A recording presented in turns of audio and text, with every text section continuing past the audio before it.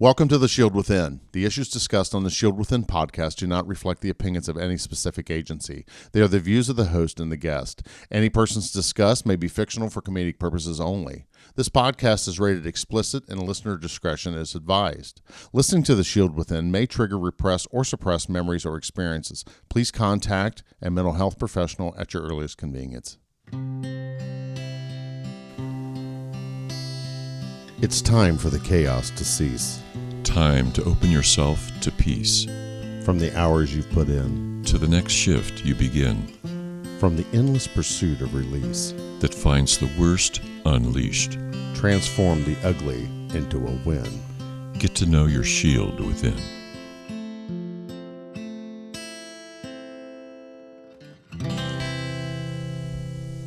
All right, welcome back to The Shield Within. This is our second installment with the legendary Brian Gray. Thanks for listening. Tonight we have the Kelli, the one and only the Kelli, Dr. David. Good evening. And our special guest, who I'm just ecstatic about being here, Mr. Brian Gray. I'm ecstatic about being here. Yeah, your hair's standing up, so you look like you got some static going on. He combed his hair with a balloon in between shows. So. Oh my gosh. I did that. That's my sexy look. That's right. I think you are just jealous. I am jealous. I'm extremely jealous because Brian has more hair than I do. But we were talking about, and it's a little darker than yours. Well, I don't dye it anymore. I don't either. So, what'd you call me at roll call that one day? Silver-headed fuck. And you ought to know that, you silver-headed fuck. That gained some negative attention. Oh my God. Yeah, it did, didn't it? That was the term that ran around the department. But anyway, we were talking in between the break, and we were talking about Save a Warrior. And please, if you go to saveawarrior.org, I believe it is, or just go out and Google it, and please donate. It is a very, very worthy cause. We were talking about, with Brian off the microphone, he was asking what is Save a Warrior, and what it is it's an intensive 72-hour therapy session. Yeah. They put you, they onboard you. They go through an extensive interview? Yeah, it's interviewing. I'm trying to come up with the terminology that Jake came up with, but they ask a series of questions. You immediately get a mentor. If you're drinking, you have to dry out for 30 days prior to go through an AA program, basically, and they dry you out. And what they do, and like what Jake said when he was on the show, it's the thing about the thing, and he's like, you need to fix yourself. Don't argue with me about this because your solution was to kill yourself. So, you don't have an opinion at this point. We're here to save your life, and we're here to unfuck you. And he talks about many different aspects and facets that fuck people up. And the biggest thing is that, in law enforcement, the number one killer of cops is ourselves. It's 110% preventable death. And that's what we do here on The Shield Within, is to give you resources to stop that thought process to where you want to end yourself. Right.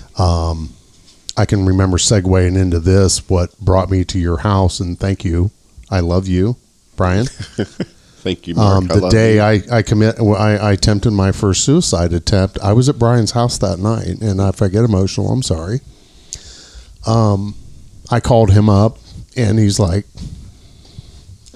take your time, man. Take your time. He's like, dude, what's wrong? And I don't remember what I said, but I said I'm fucked up. Yeah. And he said, you're fucked up like drunk, or you're fucked up in the head? And I said, dude, he said, you get your ass down here. I don't know what you're doing, where you're at. Just get down here. So I drove down to Brian's house, and we sat out in the garage, and we talked, and for a long time. Oh, we did, didn't we? We did. And Brian said, I got a guy I need you to call. Yep. So, and it's along that path. Right. What Save a Warrior does is it gets you out of that mindset. Right. It's the thing about the thing. It's recognizing what you're doing in life that, is putting you on that collision path. It's when it's that what am I trying to say? It's that stop break to where hey, suicide sounds a pretty fucking good idea right now. No, it isn't. We need you here. Right. You know, and David and I. How dark of a place you got to be in to consider that? Right. Oh, yes. I mean, that's the sad part of it. Yes. That's absolutely real. Yeah. Yeah.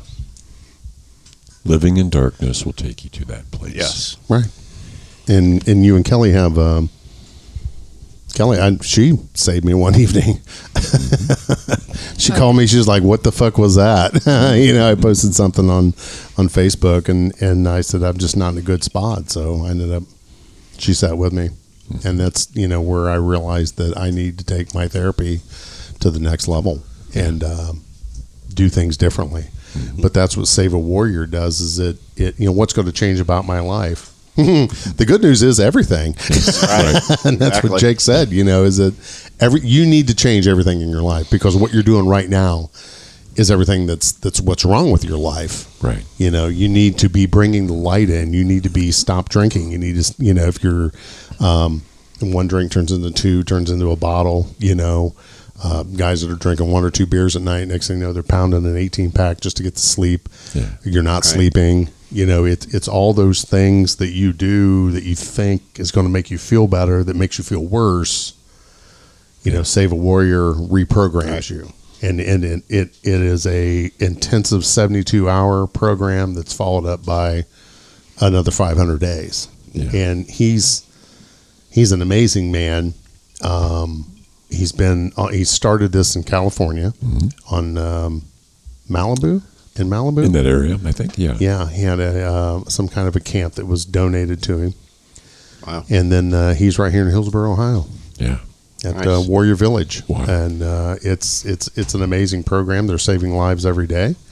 That's awesome. And it's just like, we've had the Chip Terry Fund here. Mm-hmm. The Chip Terry Fund works to save lives every day. And it's like we I don't say mock, but poker runs don't stop police suicides. Right. Cookouts, they may bring awareness, and the poker runs may bring awareness, but what are you doing to put resources in the hands of your people? And that's what we do here on the Shield Within. We met Mr. Kevin Hines 2 weeks ago. Last Monday. It was last Monday, wasn't it? Right. David and I went up and saw him and met him.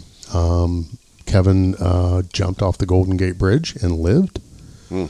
Very dynamic man with the Kevin Hines Project. Go on and look at that. Donate to that too. Save a Warrior. Mm-hmm. Dig Deep. Donate into that. It's no charge to the first responders and the warriors that go there. Right.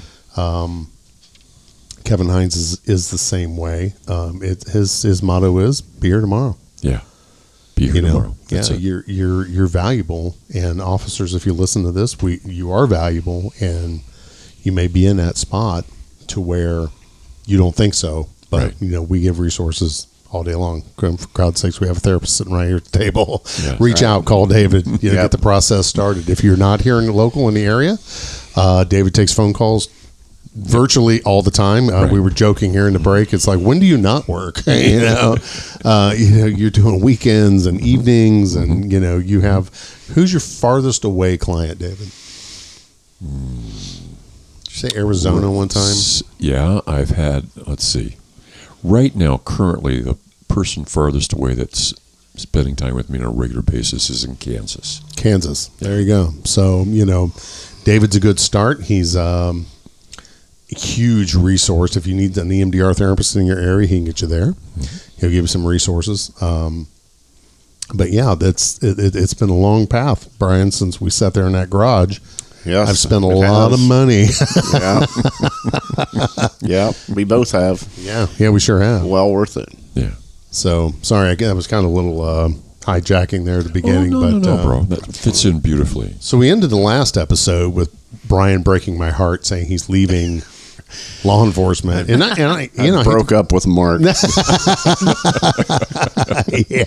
it was like getting divorced. I'm like, no, man, we're brothers, man. You're leaving the Blue family. What are you gonna do? I remember you trying to talk me out of it. Oh yeah. I was like, dude, you're on the honor guard. I need you, bro. You're like, no. Yeah, it was selfish, wasn't it? That is selfish. Yeah. But I'm such a shit. another opportunity came knocking. It did. And how did that happen? It came in the form of a flyer that showed up in the mail at Covington Police Department. Okay. And what it was in this flyer is DynCorp Corporation out of Houston, Texas, was putting together a team of qualified police officers to go to Iraq and train Iraqi police. Oh, okay. So this ties in from the last 9/11. episode. 9/11 is I had wanted to do something for my country, and I wanted to do something to help, and that was the perfect opportunity. I thought that fits me perfect. Right. Yeah. And so I started considering it. Okay. Of course, I went home and talked to Nora first. Good. And when I brought the flyer home and showed it to Nora, the response was, "Oh, that's funny." And I didn't laugh. She noticed that. She noticed that. And I honestly think for the first week of me talking about it, she still did not take it serious. She thought, you can probably already guess where we're going with this, is that she was very much against this. It was a big no. It was a hard no. You're not doing it.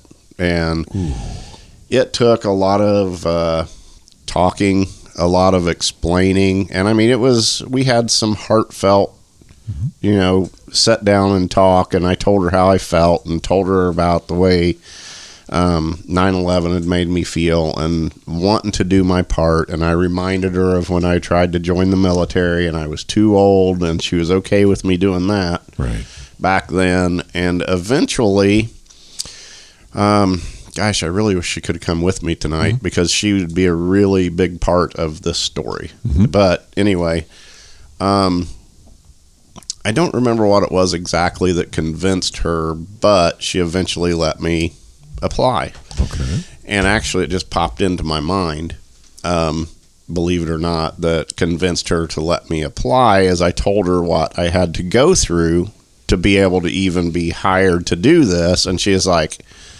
okay, go ahead and try out. She never said it, but I know in the back of her mind, she was thinking, he'll never make that. There is no way. Because by this time, I was probably a little overweight, like I am now. Okay. And running a 1.5 miles seemed like a pipe dream. I couldn't even hardly walk 1.5 miles, let alone run 1.5 miles. So I'm sure that at that time she thought, go ahead, try out. This will be fun. And I am not an exercise person whatsoever. And No. I just cannot get myself into going out and exercising. I've tried before. I just hate it. I'm not one of, you got some of those people that get addicted to it, and they're like, they go out and they work out and they're like, oh, this is great. You ought to try this with me. It's so much fun. And I was not one of those people. Right. The reason I bring that up is because here's how bad I wanted this. I had about 3 months until I had to do any of this testing. And I went out, started that week that I brought that flyer home, and I went out and ran every single day until I could finally get my 1.5 mile run down to 11 minutes. And I got it down to 11 minutes within that 3 months. Wow. I'm thinking you're doing all this while you and Nora are working out whether the hell you're going to do it. Yes. So you're showing her Yes. how incredibly committed you are Yes. to doing this every day. Right. She's seeing a dramatic change in your behavior. Yes. She liked the results. Yeah, and I lost a ton of weight during that time. Say she probably obviously, liked those results. Yeah, exactly. That's what she I was can see like. you're And she's winking like, again. okay. Bless it. So Doesn't look like a button on a fur coat. I still I still, in the back of my mind, don't think that she actually thought that I was still going to go through with it. Even though I was doing all this, I don't think she thought that I'd go through with it. Okay. Wow. So 90 days, you worked your ass off. You got your time down. You've got to be feeling pretty good. Oh yeah. I was in the best shape I'd been since I was probably in my teens. Lean, mean, fighting machine. Yeah. You're like Bull on Stripes, aren't you? Yeah. John Candy's character. Yeah. No, I don't. I wouldn't say Ox. I was. It was Ox. It wasn't Bull. It was Ox. Yeah, Ox. I wouldn't say I was a lean, mean fighting machine, but I was in pretty good shape. And where did you go for your interview, your assessment? All the interviewing and everything happened over the phone. Okay. Leading up to actually going to my training. And my training was in, I'm going to forget where this is at. It's right out. Texas? No, not the initial. I went to I had to go to what they call the Crucible first. Oh, okay. And that was in, it was just outside of Quantico, Virginia. Oh, okay. I forget what the name of the town was, but we were like right there. The property that they had butted up to the FBI Academy. Okay. So I don't know if it was the same property or the same grounds or government owned. Mm-hmm. I don't remember that, but that's where I went. Basically, I went to Quantico is where it was at, but it wasn't at the FBI Academy. It was at a separate facility. Okay. And how long did that last? The training there was for 6 weeks. Okay. Went to that for 6 weeks, and then as soon as that training was done, originally they said that you can probably go home for a week or so, and then once we get your orders and everything all figured out in your flight plans, then I had to fly to Fort Bliss, which is in El Paso, Texas. Okay. And I had another 2 weeks of training at El Paso, and that's where we were issued all of our equipment, our rifles, our body armor, all that stuff. We got all that down there. They pretty much basically equipped us very similar to what the military does when they're going on deployment. Okay.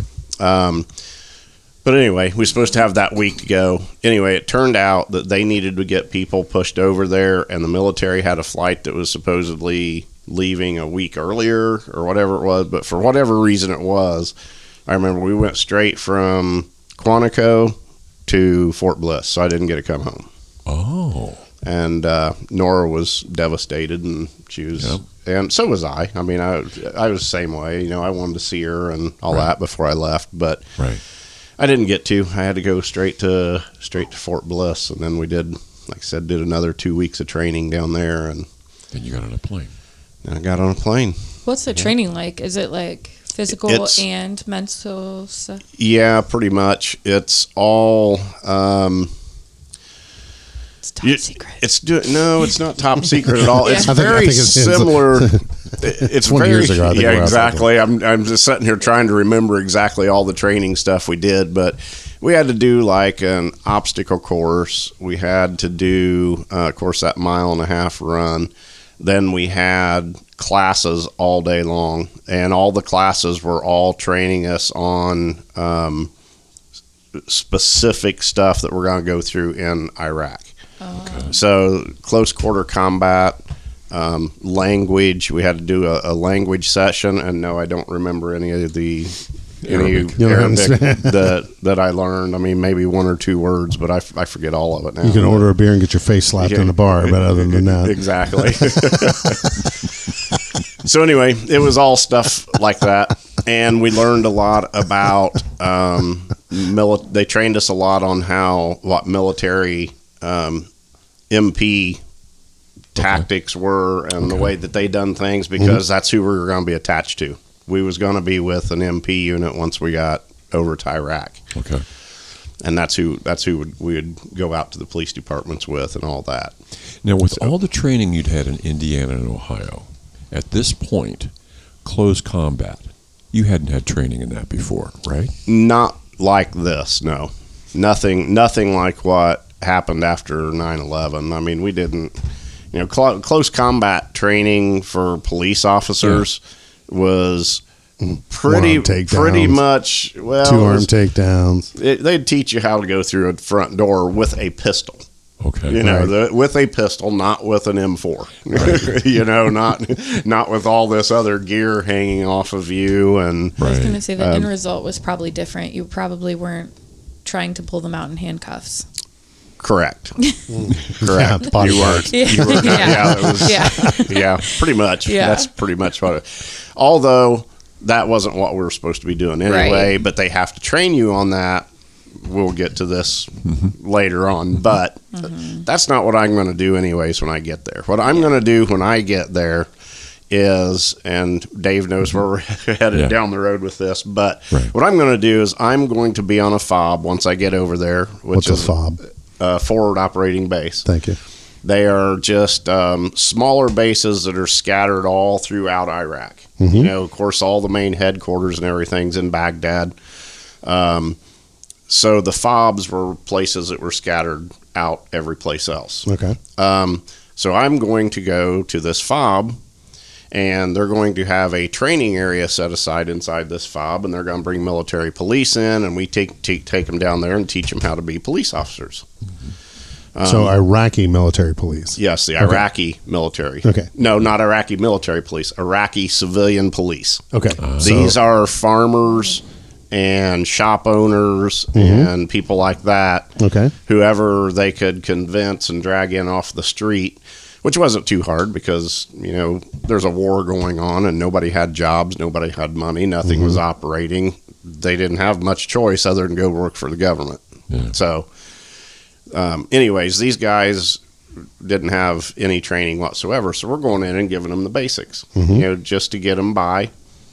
That's another way how I convinced Nora to let me go, because I'm going to be safe. I'm going to be on a FOB. I'm surrounded by thousands of guys from the military. Right. What could happen? Right. Sure. You know, What can happen?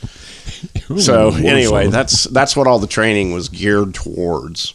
But we had to still do the close quarter combat and things like that, because you are going into a war zone and you never know what's going to happen. You know, it's possible, you know, that the base could get overrun or something and you could have to fight. Right. Let me ask you a question. Did you have a very honest conversation with Nora? Or did you say, oh, no, honey, it's going to be safe? But did you have that? Well, no, we had honest conversation about it, because I'll be honest with you that at that time, that's what I believed I was going over to do. Was train. There again, I knew I was going to a war zone. Right. I knew that our enemy did have somewhat, I'm doing air quotes, long-range weapons. By that I mean like mortars and things like that, rocket-propelled grenades, things like that they could use to reach out and touch somebody without being inside the FOB. Right.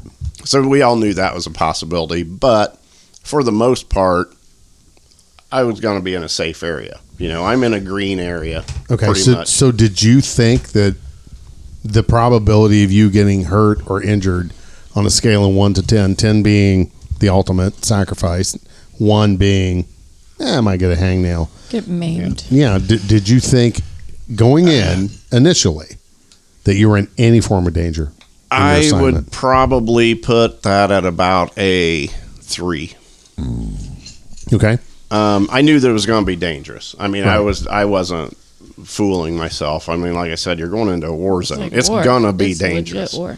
Yeah. I mean, I expected to hear gunfire and maybe take mortar rounds on the base occasionally, but you know, of course, they always during our training they would let us know, you know, you might get fired at with mortars, but they're horrible shots. It's not really that big of a deal, because usually when they shoot at us, it goes way over top of the FOB and lands in the field outside. So I knew that there was danger, and I was a little bit worried about it, but I wasn't like, you know, scared or thinking that it was any big deal.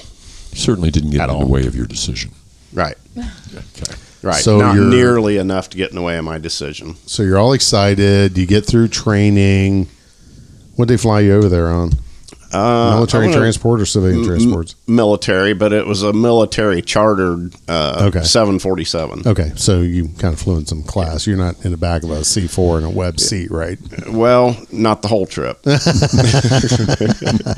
when you fly across the ocean, if you're going just to a regular duty station, same true even for most military, you usually will fly on a 747 across the ocean. Okay. So you landed in what country? Well, when we very first went over, our first country that we landed in was Turkey. We landed in Istanbul. Okay. We were forced to land there because they had a mechanical issue with the plane. Oh, so we had to. That's encouraging. Had you ever been outside of the country prior to this? No. Other than Tijuana. Well, that's a whole nother podcast. Okay. Actually, it was actually Juarez. No, Juarez. Okay. It was actually Juarez, and that came from Fort Bliss. That's a whole nother podcast. We won't even go there. That'll be The Shield Within After Dark. Yeah. Yeah. So you land in a foreign country that you've never been out of the United States before. Correct. Besides all that Correct. shenanigans. Landed in Istanbul, but this is a little side note to the story. I don't want to get sidetracked, but very, very impressive, and to let people know that not every country out there hates the United States the way that we're led to believe sometimes. We landed in Turkey, and we were told by the pilots that you are not allowed to get off the plane. We know we're going to be here for a while, but we don't have any clearances for you guys to get off. You can't. We'll see what we can do about getting you a snack or something like that, but we're going to be there for like 4 hours. So anyway, the Istanbul police, I guess, I'm assuming they're police. I don't know if they're police or military or whatever. They armed guys in uniform is what I call them. But it was pretty cool because their higher ups, whoever it was, decided that, hey, this is an American military flight. They're not setting on the tarmac. Bring them in. We will shut down this part of the airport for them. They actually called people in from home to come in, open up all the shops, in that area. Wow. And they fed us, gave us stuff to drink. We got to go shopping there. We got to go to the what do you call it? The shop where they sell alcohol, the duty free shop. Yeah, all that was closed down because this was 1 o'clock in the morning, and they called these people in and opened this place up. They had every single shop opened up so that we could go in, and I just thought that was pretty cool. Dang. That is very cool. Yeah. So you got to buy Canadian Mist duty free. Yeah, I could have, but the American military would not let me. No alcohol. Oh, yeah. No alcohol. Yeah, wink. Yeah. Yeah, but I just thought that was kind of cool anyway. At this point, how old are you? It's just a couple weeks ago, right? Yeah. 2006. I would have been 45. Just a puppy. I can't do the math. 45. 45 or... He's old as fuck right now, isn't he? And never been outside the United 40. States. I was like, Maybe You 40. land in Istanbul, of all places, not London, not, Istanbul. Istanbul. Get treated like royalty for a few hours. Yep. Then you go to Iraq. Then we fly from there to Kuwait. Kuwait. And I was actually in Kuwait for 3 days. Of course, we have a military base in Kuwait. Okay. So I was in Kuwait for 3 days, and that was just waiting on finding out where they're sending us to and all that. Okay.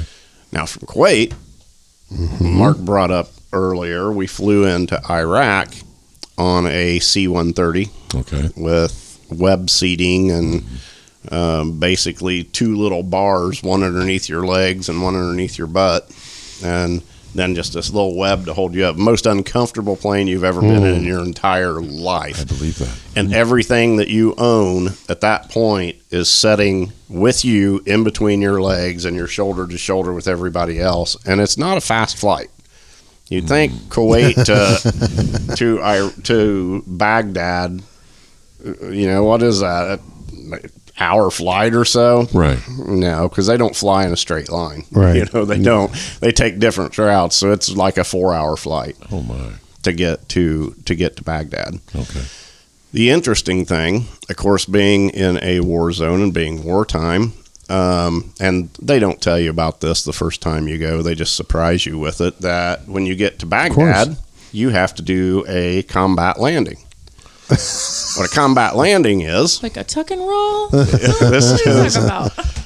a combat landing is you're flying into an area that is a war zone, so you cannot bring an airplane just...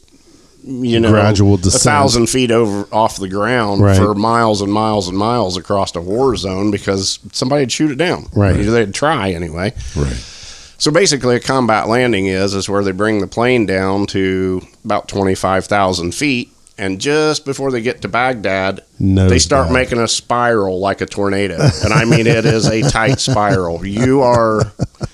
I know nobody out there can see my hands, but you're basically laying on your side in the plane. When you look out your window, you see ground on one side and you see sky on the other side. And you turn like that for 20 minutes. And they just keep going in that tight circle. It didn't make me sick, because you can't really... Oh, yeah. You don't have a sense of motion or moving or what. It's hard to explain, because you got that tiny little window. Right. Yeah. But... So it didn't make me sick, but it scares the crap out of you the first time you do it. It's like, how's this plane going to hold together doing this tight of a circle? I mean, you're in a 747 doing a super, super tight... You're a 747 or 135? Or C-135, I mean, which is bigger than a 747 to start with. Right. But this thing's huge. Yeah. And you're just like, they can't do this. Because when I say it's a tight circle, it's a tight circle. They're directly over top of Baghdad, and they spiral down until they hit the airport, and then they level out, and they come in, and they land. Damn. But the first time you go through that, it scares you a little bit. Well, sure. Then you land in a war zone. That might have something to do with it. Jane, stop this crazy thing. Yeah, exactly. Yep. Oh, And then you get in some kind of a transport or a helicopter. What's next? Yeah, well, from the Baghdad airport, I had to stay in Baghdad for I forget how long I was in Baghdad. Maybe 2 or 3 days. Okay. Which Baghdad wasn't too bad at all. It's a huge city. The military area, what they call the green zone, anything inside the wire that's absolutely 100% controlled by our military is called the green zone. It's so big that you don't... I mean, if you lay there at night and listen real hard, you might be able to hear some gunshots going off or some gunfire or something, maybe an occasional mortar round way off in the distance, but... nothing too bad. Right. So You're far we away. were there for, it had to be at least 3 days, maybe even a week, up to a week, because that's where we got all of our hardware issued to us. Okay. That's when I say hardware, I'm talking about our ammunitions, our M4s, Right. things like that. They got us some in-country specific things while we were there, our boots, other things like that they... there's so much stuff that you had to have. They couldn't give it all to you at Fort Bliss because you wouldn't be able to carry it all. Right. Yeah. So anyway, that's where we got all of our stuff together, and we didn't do any training or anything in Baghdad. That was just us sitting in a tent, waiting on them to come and tell us, here's where you're going. Right. So that's what we did. And then... You know your co-workers at this point, the folks that are going over there. You've all trained together, spent enough time together. Before you know where all of you are going to go, are you feeling confident?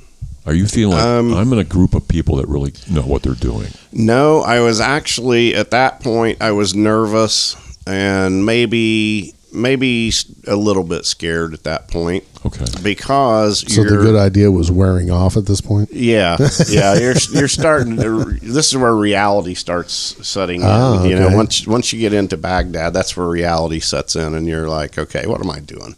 Mm-hmm. Was this a good idea? But anyway, the hard part was that like you said, you trained with all these guys, and you're all a tight knit group, and there was probably 40 of us. Wow! So we're not all going to the same place, right? And you don't know who's going where or who you're going to be with or anything, right? So you just kind of hope that you get to go with your closest friend or whatever, and maybe a few of you go there together or whatever it was. But yeah, it was nerve-wracking waiting to hear that, where he was going and who he was going with. So in the interest of time, what was your first assignment, and who out of your team did you get assigned with? I ended up getting assigned. There was about 8 of us. Okay. And we ended up getting assigned to the infamous Bakuba, Iraq. Oh, wow. Which was a hot zone. That was the absolute hottest zone you could be in at the time. Oh, wow. That's when they started doing that, the push from down south. I think it was Operation Broken Arrow, if I remember right. They started in the south and was just pushing all these insurgents from the south to the north. Right. And Diyala province, which is where the province where we were at, and Bakuba was north. that was your north point. Okay. So Fallujah and places like that, Ramadi, all those that were those were bad when we got there. Right. Right. And then it turned out to be in basically January of 2007 is when that push had started coming through, and then Bakuba was the place that you did not want to be. Because that was really the front line. Yes, that was the front line. And that's where you went. Right. With 7 others. Yes. And at that point, these 7 brothers and sisters, they all met. Yeah. Are you confident with this group? Oh, yeah. Okay. Yeah, I trusted them all with my life. Awesome. They were all a good group of guys. But even at that, it's like Mark said, in the interest of time, it's hard to get this whole thing in, but because it's such a different dynamic when you're over there, because I probably wasn't as close to those guys as I was my military unit. The reason being is, out of those 7 or 8 guys that get sent up there, right, only 1 or 2 of you go out. There's several platoons that go out from FOB Warhorse, which is where I was at. There's several. You go in different directions. Okay. So you're not with those people during the day all day long. I mean, you might be in the evening. Right. But the ones you get the closest with are probably your military counterparts. And which brings us to the point that, like I said, in the interest of time, that people's probably already figured out when I landed there, there is no training area on a FOB. Your training area was at the police departments, and we had to go with the military police and travel out to the cities, all the outlying cities outside of Bakuba, and you trained them at their facilities. And it was pretty much about the 2nd week that I was there, or 3rd week that I was there. Yes. I knew that there was something was up when the colonel for the base, who is the head guy in charge for the military, comes over to us. And, of course, DynCorp issues us these tan shirts and tan pants and, boots and helmets, but the helmets are tan and all that. And the colonel comes over and he goes, "You're going out with my guys? Not dressed like that. You might as well have a target on you, because if you're outside the wire and you're different, then you're somebody important." So he sent us to the quartermaster, and he gave us military issue BDUs exactly the same as what their guys were using, issued us all their patches, the whole 9 yards, so you couldn't tell us apart from the military guys. Oh, wow. The probably second thing that made me think, what is my job actually here, is when they took us down the next day to the range and trained us how to fire the 50 cals on top of all the Humvees. They taught us how to shoot the saw Oh, yeah. All of now their, you're talking my language. yeah, all of their, which, don't get me wrong, that was probably the most fun I had the entire time I was there. Yeah. But we had to learn to operate every weapon that the military used. Wow. And about the second week that we went out, we started figuring out why that was done, because we did zero training. We were a, what's the word I'm looking for? Auxiliary fighting force. We were pretty much, just backup for military. For action. the military. We were just another soldier. We were there doing pretty much the same job that the military guys were doing. Gotcha. You would hop in your Humvees in the morning to go to your police station. You'd fight your way into town. You'd be there for 20 minutes and say hi to the police chief and have tea with him, and then you'd fight your way back to the fob. And that's what we did for 2 years. Wow. Combat every day. Every day. You never left? You stayed there consistently for 2 years? Yeah. Well, no. I had leave time where I would come home. I would stay there. I would be there for, I think it was 4 months. 4 months at a time, and then I was allowed to come home for like 23 days. Oh, okay. So that helped. That definitely helped. But the longer that it got into it, the harder it was to do those leaves, because I did not want to get back on that plane and go back. But you'd signed a contract. Yeah, I mean, it's not like there's anything they could do about it if I decided not to go back. Okay. But you keep going back because there again of the bond that you make with these guys that you're fighting side by side with every day. Yes. And I only signed up for a 1-year contract. Okay. That's all I did with DynCorp. Okay. And this was another, I wish Nora was here to speak on this, but this was another sticking point with us. But I got to the end of my 1-year contract. I was attached, as soon as I got there, I was attached with the 571st MP group out of Fort Lewis, Washington. And that's who we were with. Those were my boys. I'm going to get like you. It's all right. Just it's take okay, a deep bro. breath. But, that's what we do here. that's it. You get tight with these guys. Yes. And it came around to I was about probably within 30 days of my 1 year being up and getting ready to come home for good. And the military lost the entire unit. So they had to stay until the following January. So that night, I made a call to my wife and said, my boys ain't coming home. I ain't coming home. Your commitment to them was so powerful. Yep. I wouldn't have left them. And they wouldn't have us either. I mean, that's just what it was that tight of a bond. They were even that close with us. Yes. I mean, they treated us just like we were a part of their unit. So it didn't go over well with Nora, and I will admit, it was one of those things. It was such a strong bond and such a strong commitment. I didn't even ask her. I just told her. I said, I'm staying. Yeah. Sorry. And she was upset, of course, but obviously she got over it. The bad thing is that I signed up for another 1 year contract. They were only there for another 8 months.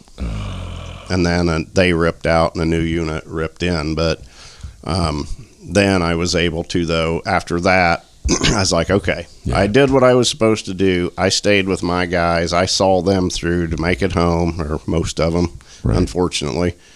But so when the next unit come in, I kind of kept my distance, and I went out and did what I had to do and all that. But I pretty much kept my distance from them. And come April, it was September.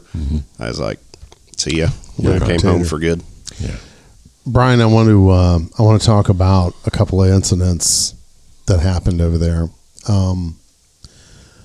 One of the many drunken nights we spent in your garage, we talked about, and the first one I want to talk about was the chlorine attack.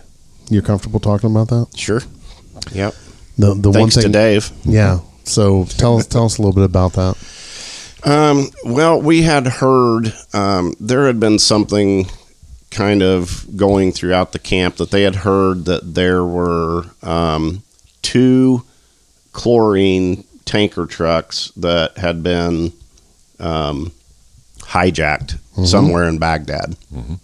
They didn't know what they were doing. Well, they knew it, pretty much had an idea what they were doing with them. Right. Didn't know where they were going with them or what was going to happen or anything, but they knew that they had been hijacked and that they just waiting to see what they're going to do. Okay. You know, we knew who had them, but we didn't even know what direction they went. Right. So we did get some intel. They said that they thought that they had headed up north somewhere around Diyala province. And there we go. To make a really, really long story a little bit shorter, sitting in the office one day, just minding my own business, and all of a sudden, kaboom, and just right outside, there was our camp. Our camp sets in position X. Right next to our camp was the, in the middle of Iraq, in the middle of Bakuba, was the Navy SEALs. Now, there's no water around there, but they were Navy SEALs. Bring some seals. Yeah. Swim in the sand. Yeah. Well, you've seen Tremors, right? Yeah, exactly. I actually have. Oh my gosh, it's a movie reference. Yeah. I've seen that. Yeah. So anyway, then our camp, then the Navy SEAL camp, and then the HESCO barriers that blocked in the Navy SEALs was the wall. Okay. That's on the other side of that's the red zone. That's civilians, whatever. Right. There's a road that goes right past it. That's where they detonated it. So I was probably less than 100 yards from where it went off. Whoa. The buildings that we have over there, they're all Connex boxes. But some of the bigger offices or bigger places, they'll take 2 Connex boxes and put them side by side and then cut out the middles, and they make them from the inside. It just looks like an office building. Right. From the outside, it looks like 2 Connex boxes sitting side by side. Okay. So anyway, they got these all set up on blocks and the whole bit, and they have plumbing and electric and all that stuff ran to them. Well, the way this thing goes off, and you got these 2 Connex boxes that I would hate to. They got to be 80 to 100,000 pounds, I would think, total weight with everything that's in them and all that. And just blew it completely off the foundation. Set it back probably 2.5 feet. Oh, wow. The whole building. That was the one you were in? The one I was in. Okay. Yeah, it was me and one other guy was in there. All the windows blew out of it. Then the chlorine gas starts coming through. And chlorine gas is like nothing you've ever been in your entire life, because what chlorine does when it hits the air is it completely dissipates all the oxygen in the air, every bit of it. It breaks it completely down. So if you're standing in the middle of a chlorine cloud, there's 0 oxygen. So when you go to breathe in, you're getting nothing, chlorine, and you just feel pain through your throat, through your lungs. So I had probably about 300 feet to get back to my chew, which was on the very back side of our camp. Well, that's where my gas mask and everything was at. Whoops. So I had to run through chlorine gas, basically not being able to breathe for 300 feet. And if if you don't think it's that thing that's any big deal, I mean. Try running, holding your breath for 300 feet on a dead sprint, and then try to imagine that you're panicking at the same time because you don't know if you're getting ready to die or not. Yes. It's tough to do. Yes. But I finally made it back, got my gas mask, and then we just started to, like I said, this could be a super long story, but we just started helping people, trying to get as many people up as we could, get them, there's a lot of people that was there that didn't. We had military guys in our camp. All their stuff's way on the other side of the fob, so they don't have gas masks or anything. Oh, wow. And these guys are dropping like flies. I can only see imagine. them all over the place. Of course, there's some Iraqi workers that are in there too. Then you just start loading people up and trying to get them out. Was that to the your hospital. first major incident? No, that was actually my second. Okay. That was my second major incident. Was the chlorine? Was the chlorine gas? So the major one, was that the one we went and got coffee? Yes. You okay talking about that? Yeah, I can talk about it. Like I said, thanks to Dave. When you're ready to segue in. Yeah, well, I guess that is the segue in, isn't it? There we go. Yeah, it is. Since we are on a time constraint. But the first major incident, and probably the worst one, is we were coming into the GC. What is that?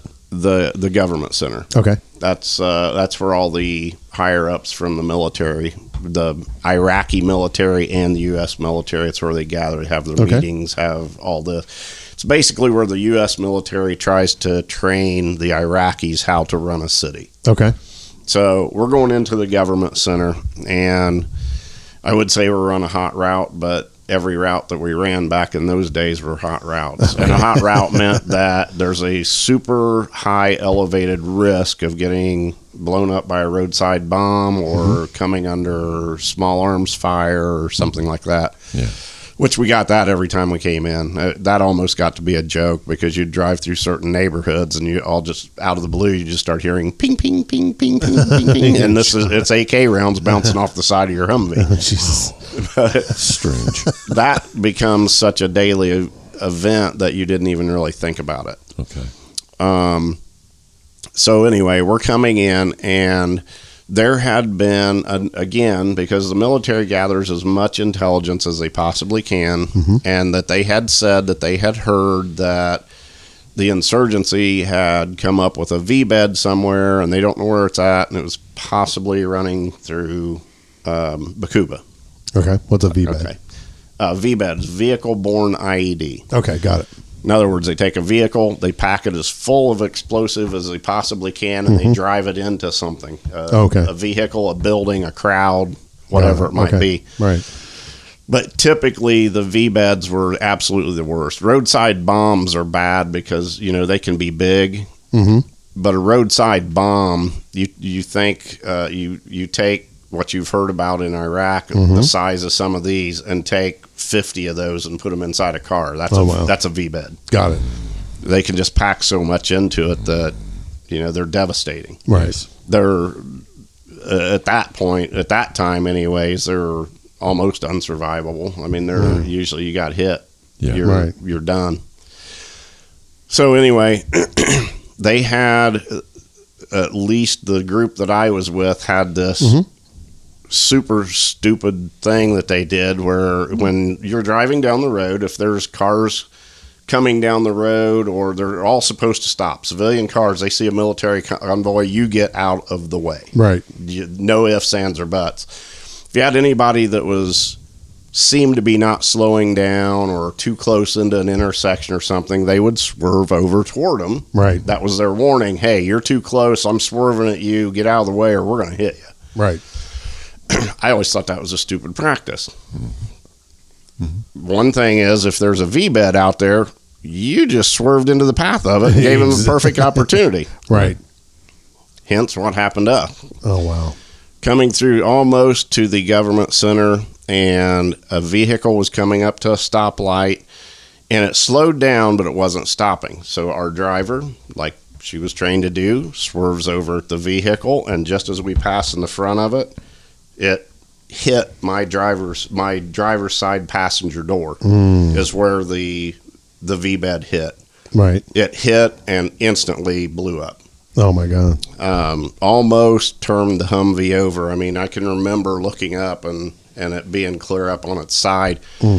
Something, this will kind of tie in with some of the things your mind does that I've talked to Dave about extensively. I can still, to this day, I can remember looking out the window and seeing the nose of the car coming up, and I can still see smoke start to roll out from under the hood of the car. Oh, wow. And then flames start to come up right behind the smoke, roll up over top of the hood, and then kind of engulf the car, and then engulf us.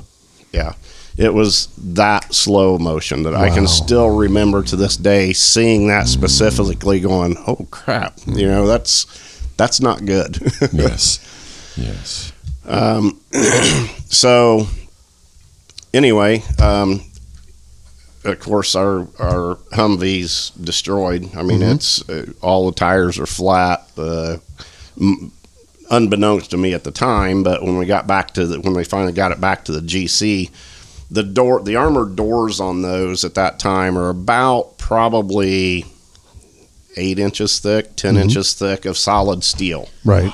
And bulletproof safety glass.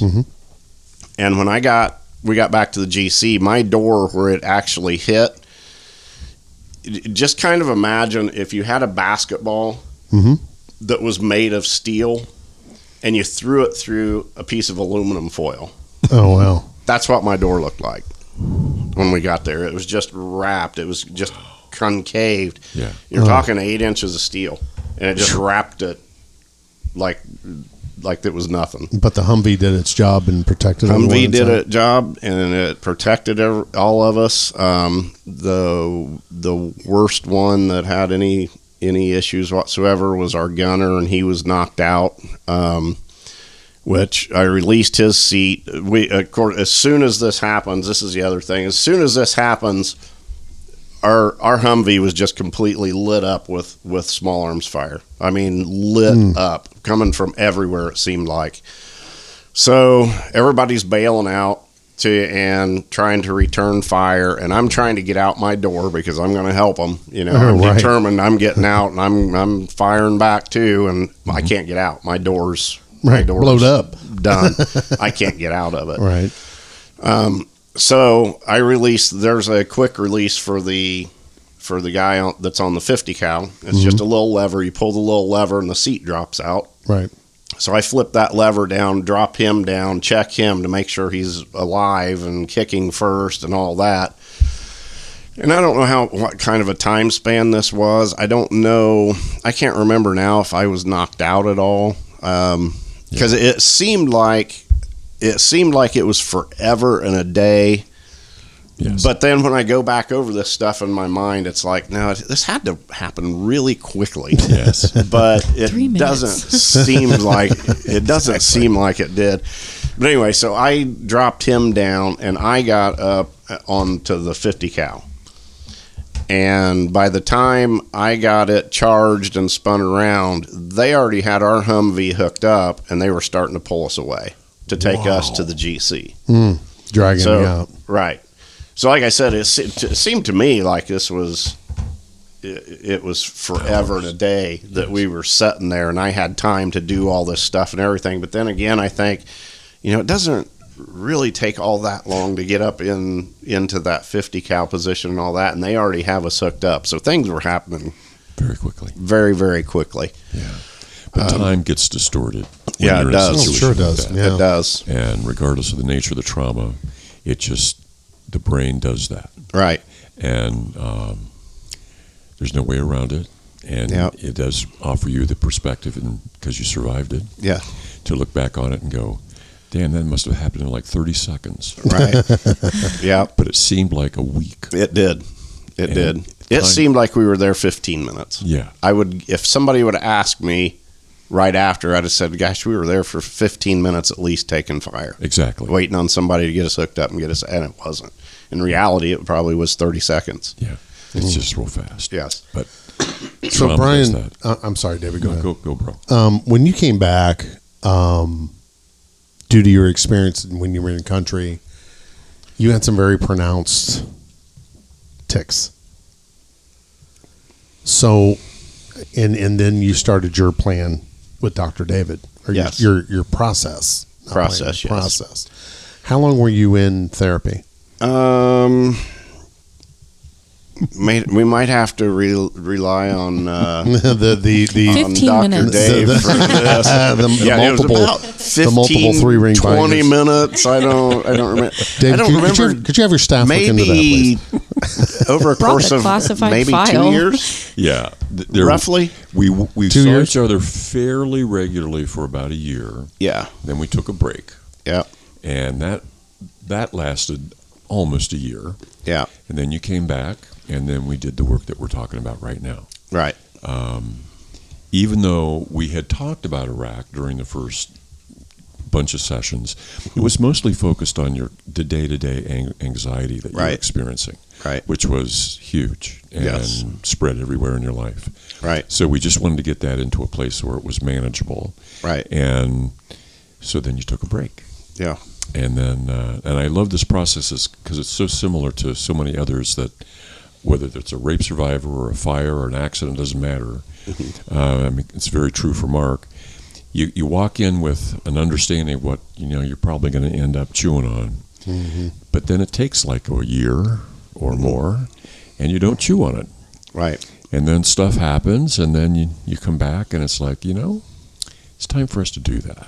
Yeah. See, there's something else that I think is kind of important to the story, though, and this kind of comes back to what you mentioned earlier. When I came home, I had some tics and some, some issues here and there. I will tell you officially in my mind, when I came back, I was 100% fine. Oh, Nora thought I was different. You thought I was different. Right. All of my friends thought that I was different, and I thought you all crazy. I was like, I am no different than I was. There ain't a goddamn thing wrong with me. Fuck you, people. Exactly. So, but I think that's important, especially being on this show. Yes. That's important to bring up because there's definitely can be people out there that are having issues that don't even realize they're having issues. They think they're fine. They don't even recognize it's not like, and I'll be honest with you, 99% of me going to talk to Dave to start with was my wife pretty much making me go to talk to Dave to start with. I was like, okay, if it'll make you happy, I will go talk to Dave. And I'm to this day so glad that I did. Right. I owe a lot to this man sitting here. He's we all do. I'm gonna make myself choke up again. That's all right. Do it. Do it. He seriously do it, pussy. He saved my life. That's all. That's all I can he say. did. He is absolutely. He definitely saved my life. Really? Would you shut your goddamn phone off? I put it. Listen to David, or not David, Brian's Hey Siri. Yeah. It's funny. He's like, it's in your Apple Music library.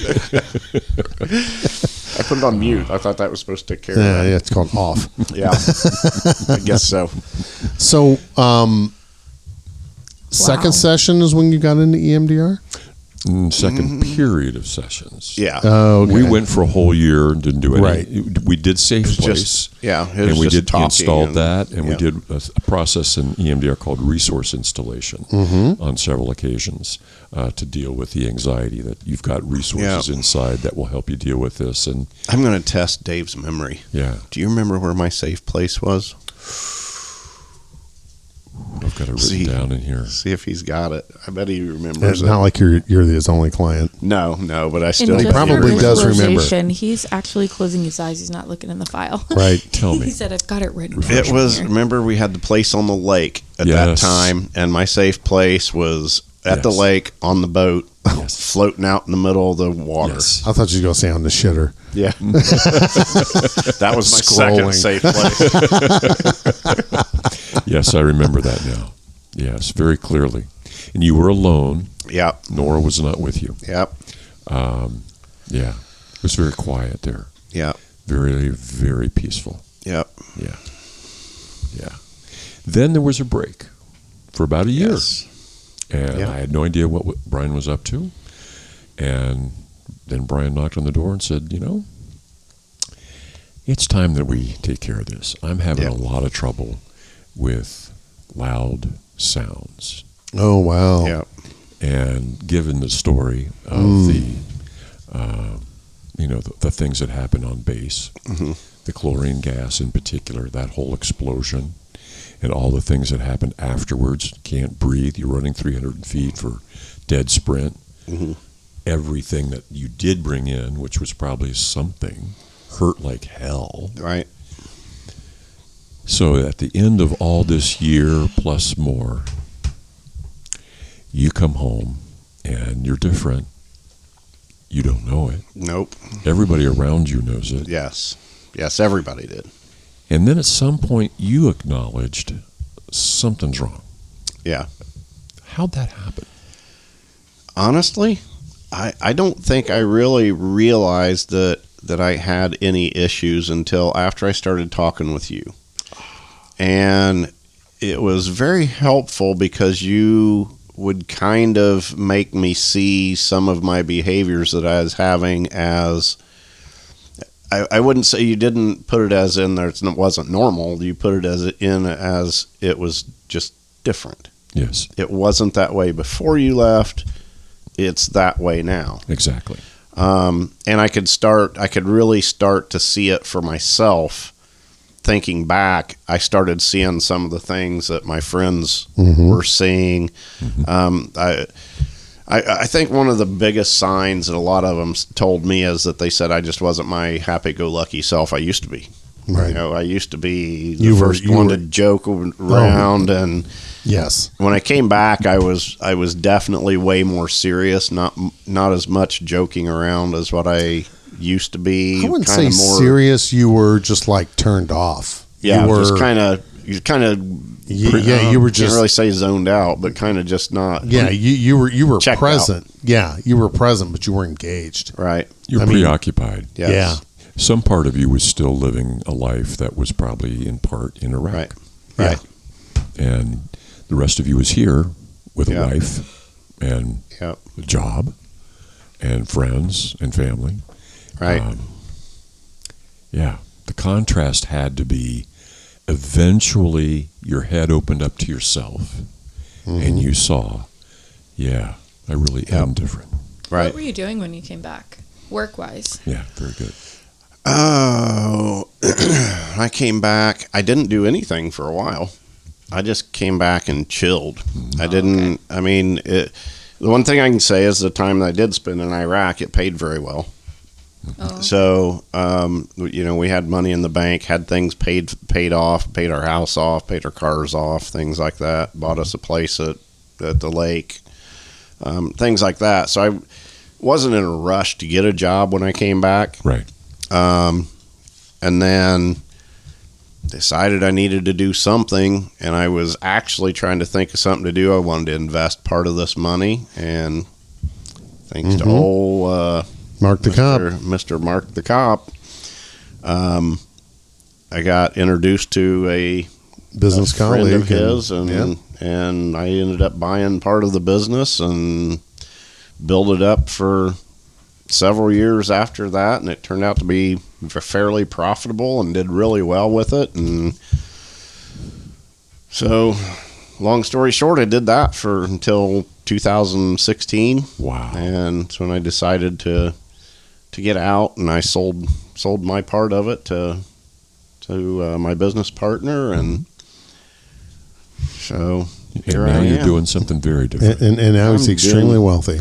Now I'm doing things. The good thing is, though, now the only difference that made is that now I can work doing jobs that I enjoy doing. Yes. Because we just need the insurance. Yeah. So and to have something to do. So it's not necessarily as much about the money as it is about having some place that you enjoy being. Yes. And actually, when Nora finally kicked me out of the house after 2 years of... Well, it was all that OnlyFans you were doing in the basement. Yeah. Yeah, exactly. Like, I never mind. I was getting ready to mention a name, and I thought, no, I better not do that on here. But to Kelly, man. She looks at me like, what the fuck? Yeah. I'm like really invested in this man's story. And you keep talking about genitals. So anyway, after we sold the business, I took 2 years off and didn't do anything. I was semi-retired. Gotcha. And finally one day, Nora said, "You're doing nothing but sitting around the house and getting fat, and you're not doing anything. Go back to Iraq." Yeah, go back. Get out of here. Starts talking like Jabba the Hutt. Obi. Yeah. Yeah. So she pretty much kicked me out of the house and said I had to get a job, and trying to find something I wanted to do. I'd been out of the police department long enough that if I went back, I'd have to go back through the academy. I wasn't going to do that. So I had to find something else, and we're sitting there one day, and Nora said, "Just stop and think for a minute. If you could do any job that you wanted to do anywhere in the world, what would it be?" And out of the blue, I said, ever since I was a kid, I always thought it'd be cool to drive a semi. And no kidding, What? in this quick of a conversation, she They wanted said, to call me the snowman. Exactly. I grew up on BJ and the Bear and Smokey and the Bandit. And I wanted to be a trucker. But I wanted to be a trucker. don't all cops want to drive trucks when they retire? Oh, they do. It's another There's nomadic. a lot Bruce of them did that that. do. Both my brothers drive. Bruce did that. Yeah, Bruce is doing that. Yeah, I he's don't. driving I now. Timmy D has always said that he's always wanted. He hasn't done it yet, but he's Right. always said that he wants to be a trucker. He talks like a trucker every time you see him. That's right. But anyway, so I went to school to be a truck driver, and that's what I did up until about a month ago. Until Yellow froze their folded, doors. folded their tent. Yeah. Now it's back to OnlyFans, right? And now. What do you wear? Women's shoes at the end of the bowling alley, and you just walk back and forth. You can't control yourself, can you? In nylons. He's uncontrollable.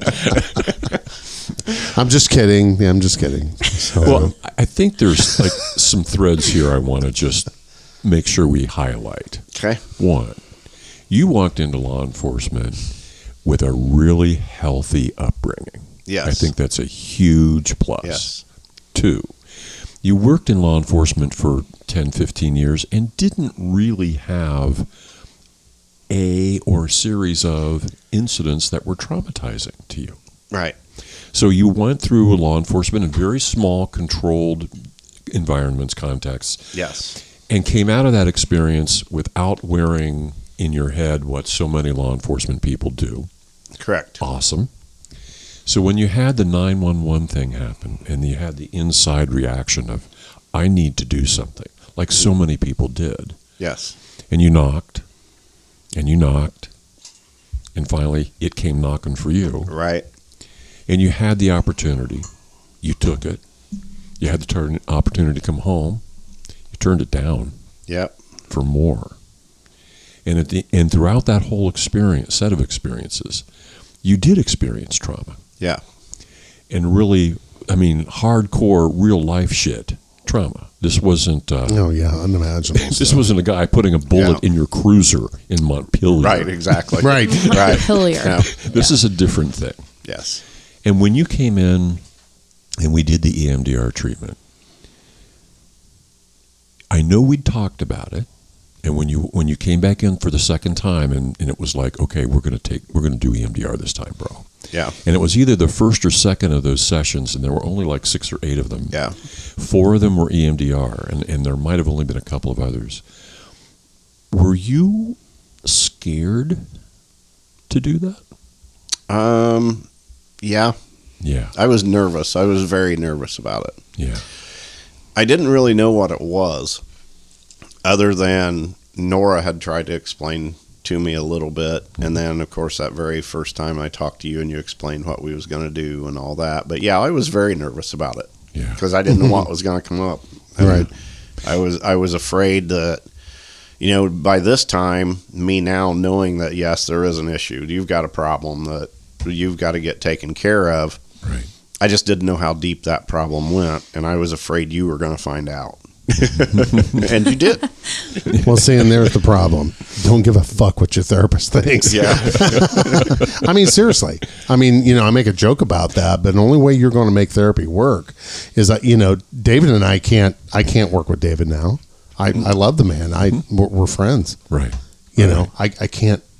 I wouldn't be able to do the work properly. Mm-hmm. I work with Jerry because Jerry and I, although we're remotely colleagues, I'm still his patient. Sure. Right. And I can say whatever. Right. And when I go see Molly Hall, I respect the hell out of that woman. And I love her to death, but she's not my friend. She's my therapist. Right. I go in there and say the shit I need to say. Right. I go in there and do the things and say the things that wipe my slate clean. And and you can't sit there and worry about what David thinks when you're in therapy. Otherwise, you're not healing. Right. And because that's the kind of guy you are. You're a great guy, Brian. You're one of the most caring, conscientious people I've ever met in my life. You're Jesus Christ, you call out the fucking blue, hey fucker, what you doing? You're that guy, but and I understand when you went in to do the work, you were concerned, how can I say this to somebody? Mm-hmm. And for the learning purposes of our people that listen to this show, you go into therapy to wipe fucking slate clean. That's why Correct. You have to build that trust. Yes, you trust right. David, right? Oh, yes. Absolutely. 100%. Yeah. 100%. Yeah. Did Nora find Dr. David for you? Yeah. Well, she was working with him. Oh, that's right. Yes, that's right. He was doing some stuff with the kids out at West Central at that time. Okay. And so she knew him. Yeah. And she just came home and was like, I've got a friend of mine at work. I want you to talk to him. And she finally convinced me to give him a call, and I did. Yeah. The hardest part of therapy is making the phone call. Yep. Yep, it is. The most difficult, that 1,000-mile journey, the most difficult step is the first one. Yeah. I've been in therapy since 2009. Mm-hmm. Not done, far from it. I know that there's at least another easy 10 years worth of work. In fact, I just called Jerry the other day and I said, "Yeah, time for tune-up." I've been having a rough week. But I always you have good days and bad days. Sure. But there's a lot more good days. Right. Now. There's a lot more good days. See, that's the way. I'm glad you brought that up, because that's the way I feel too. It is, and it's not. It's kind of like being an alcoholic. You can't go to 10 AA meetings and say, "Okay, I'm cured." No, it's a lifelong fight. It's something that you've got to keep up on. You've got to, just like, I like the way you said that, do a tune-up. Yeah, it's something that's always going to be there. It's a part of your life. Right. But you just continue to build your toolbox right. on how to deal with it. You continue to get things to help you out and get you back on the road. Yeah. Let's talk about toolboxes and how we change. Susan and I went up to almost to Akron yesterday to look at a trailer. And we're on the way home. We stop at, I think it was Love's or Pilot, one of them. Get coffee. I call it the coffee exchange. Let a cup out and go buy another cup, Right. Yeah, we get it. Well, you're looking at me like, what? I'm waiting for the genitals. So we're I'm standing in there, and this guy starts tapping my foot. Anyway, and there it is. And there it is. So we're about 6 miles down the road, and Susan starts giving herself the pat down. She left her fucking cell phone at the gas station. Yeah. And I went, seriously? Swiped up. Hit find my friends. Well, there it is. Beggar and shed. 6 miles behind us. And I looked at her and I said, you really beat all. I mean, you're in the shit house. What distracted you? Where you don't pick your fucking phone up? I mean, excessive wiping. I mean, what the hell's going on here? I lay my phone down. Why'd you even take it in? So I'm like, okay, well, never mind. So I hit the median. Of course, I hadn't done that in a while. Hit the crossover where emergency vehicles on. I'm like, no cops around. Fuck this. And then back we go. So she goes in, and thank God, some honest person's like, hey, I found a cell phone. So we went and got her phone, come back, and she's looking at me, and I said, "Yeah, all right." She's like, "I'm really happy with how you handled that, because I know a few years ago you would have been a raving asshole." I was kind of waiting for the blow up. Yeah, well, I was scared for her right this moment. Right. Well, but that's what therapy does, and that explosion of emotion. That is just a spark looking for the blow up. Right. Okay, it's in there, but that energy isn't there anymore. And I told her, I said, honey, you really need, just these little small checklists, yes. Whatever. And she was excited, sure, this, that, and the other. Yeah. So pre-therapy, that would have been, I'd have been raging for an hour. You would have left her in the median. Probably. And went back and got her phone and made her wait for you to get back. And then beat her with it. In a week. Right, yeah. You eat this. Every bite. But, so after or during therapy, and having gone through quite a bit of healing, it was, okay, I'm not happy about it because now we're going to be, 6 miles back. That's another 25, 30 minutes now getting home. Mm-hmm. So, instead of being home 6:30, we're now home at 7:30, because I want to stop and get some dinner. But the difference is that that's what ongoing work does, and recognizing what ongoing work is. So before we wrap up, I got some drinking stories we need to talk about. Brian Gray and another colleague, we go out to drinking at our favorite place, which was Brian Gray's bar in his basement. No, close. It's in Inglewood. We've been there together. The Courtyard Lounge. Oh, yeah. Oh. I was trying to remember the name of it. Yeah. Is that still there? And in the Courtyard, it is. So shout out to Laura and Michelle.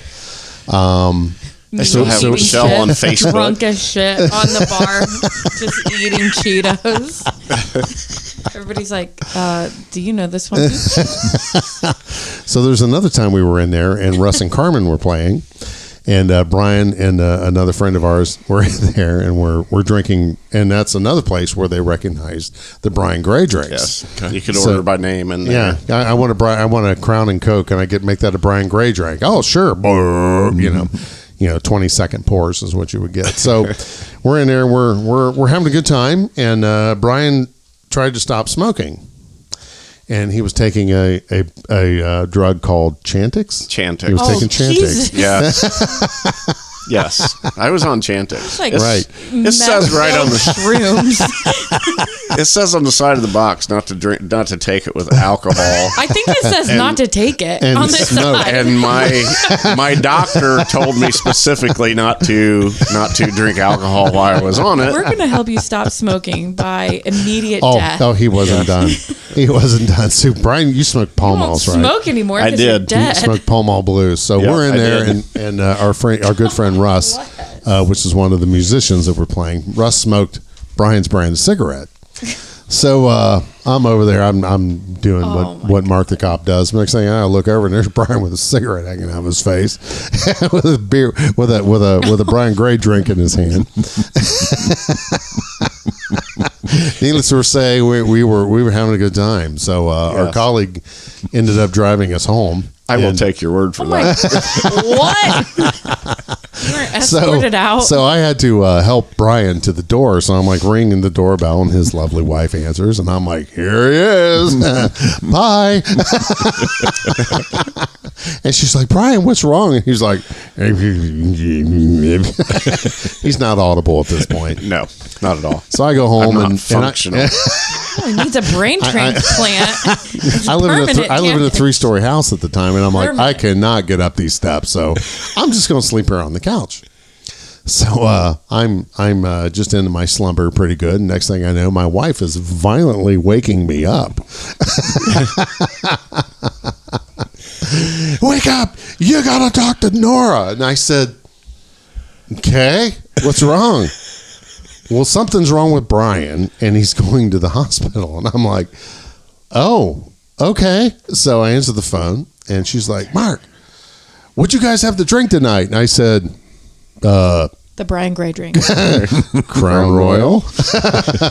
Where'd it come from? Canada. Oh my God. Click. Yep. I don't think she talked to Mark for probably 6 months. Oh, it was much longer than that. It may have been. It was a long time she didn't talk to Mark. Did she think it was like roofied? Is that why she's asking where it came from?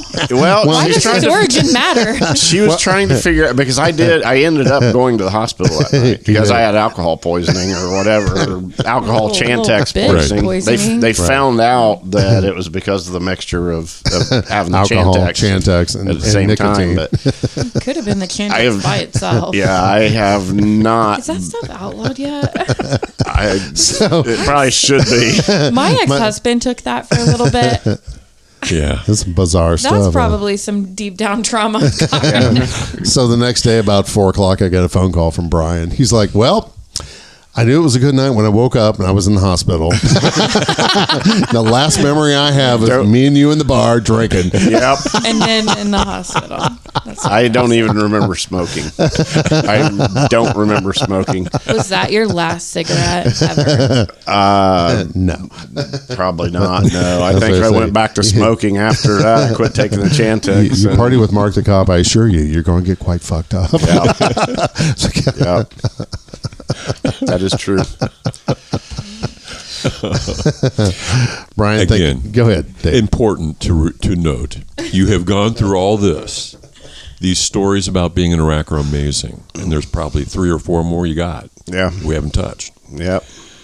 But you made it through that, man. Yep. You made it home to your wife, to whom you were deeply committed. Yes. And whose word was God to you. Yep. So when she, among all the other people around you, said, dude, it's time for you to do something about this. Right. You knew that it was serious. Yeah. And you came in to see me. We took care of the business that we needed to take care of in the timely fashion that it needed to happen. Yep, it did. And here you are, and you're good. Yeah. I still come back for, as Mark says, for tune-ups occasionally, yes, absolutely. But yeah, I'm doing really well. We stay in touch. We make sure that we know how each other's doing. Yep. We stay in touch with each other's lives. Yep. And the way we kind of look at it here, I think all of us, is that every day is a therapy day. Yeah. Amen. There's no day you stop growing. And, right. And you obviously have used all your experiences to go through and then go through the recovery and the healing mm-hmm. and have a life that you can look at and feel damn good about, bro. Yep. So I think the message to me that you present to all of our listeners is, people go through shit. Yep. And we never stop growing out of it. Right. We never stop growing in our ability to adjust to it and make it part of our lives, not an obstacle, right. but a part of our lives. Yes, we lived through that. And now my life's damn fine. Right. Yeah. Yep. So, bro, thank you for being here. Oh, thank you for having me. Thank you for being in my life for the last 15, 17 years, a long time now. Yes. And I've enjoyed our relationship big time. Oh, so me glad too. you could be here today. Me too. Thank you much, man. All right. Thank you. A little bit of fan shout out. We got our friend Chris, and Chris is asking us for Dr. David to give him a That goes out to you, Chris. Thanks for listening. You should be getting your merch here pretty soon. If you're listening to The Shield Within and you're working, please take a photo of either your radio, which generally pops up, or if you're listening to it on your phone and you're putting it through your sink or whichever else, not your kitchen sink, but in your car. Take a photo of it and send it to us, or post it up on our social media. Drop me your address through Messenger, and I'll send you out some merch. We had a bunch of merch go out to Texas the other day. One of our listeners down there, Jason, thank you for listening. Awesome. And our friends at Pearland, Texas, Police Department, always a pleasure. Great. And the other sergeant, who has my name, works there. He sent me a little picture of him and Flash the other day hanging out, which is his canine. Cool. But for all you cops working midnights, keep doing what you're doing.